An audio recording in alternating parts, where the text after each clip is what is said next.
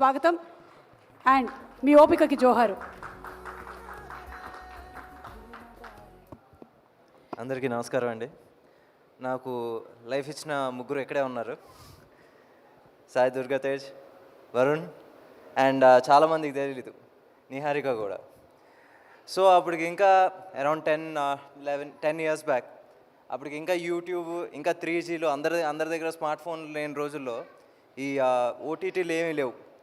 అప్పుడు she did this experiment, ముద్దపప్పు okay. దానికి వచ్చేసి వెంకి నువ్వు రాస్తావా, దాని ముందు మేము ఒక షార్ట్ ఫిల్మ్ చేసాం. నేను వచ్చి దానికి ఏడి, తను వచ్చేసి హీరోయిన్. నేనే ఆడిషన్ చేశాను. సో వచ్చేసి అప్పుడు అడిగింది రాస్తావా అంటే యా నేను రాస్తాను అన్నాను. అప్పుడు అలాగా నేను ఫస్ట్ టైం ఒక వెబ్ సిరీస్కి నేను రాయటం జరిగింది.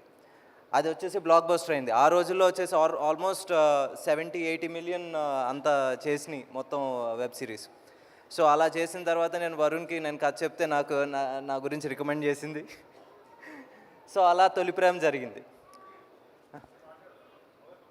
ఏది నాకు కొంచెం సిగ్గు ఎక్కువ.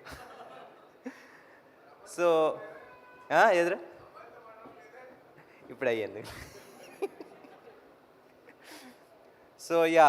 సో ఎక్స్పెరిమెంట్స్ అనేది నిహారిక ఆ రోజు నుంచి చేసేది.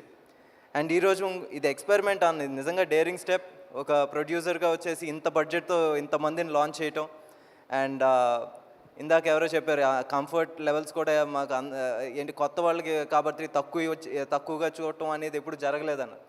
నిజంగా హ్యాట్స్ ఆఫ్ నిహారిక. ఎందుకంటే నాకు తెలుసు ఈవెన్ పెద్ద సినిమాలు చేస్తున్నప్పుడు కూడా వీళ్ళకి ఇది ఎందుకు చాలే అనుకుంటూ చూస్తారు. నిజంగా అది నువ్వు చేయకపోవటం యాజ్ అ ప్రొడ్యూసర్ నిజంగా హ్యాట్స్ ఆఫ్. అండ్ ఫనీ గారు నిజంగా thank you sir. And Ramesh sir నిజంగా సార్, ఎందుకంటే ఆర్టిస్టులను బాగా చూసుకుంటే చాలా అంటారు. నిజంగా సినిమా బాగా వస్తుంది.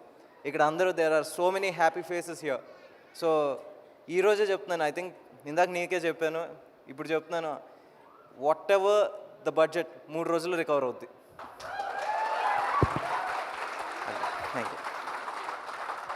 Thank you so much. పైసా వసూల్ స్పీచ్ ఇది. అండ్ ఎస్, సాయి కుమార్ గారి డైలాగులు మనకి ఎంత ఐకానికో చెప్పక్కర్లేదు. ఇందాకే పణి గారు చెప్పారు.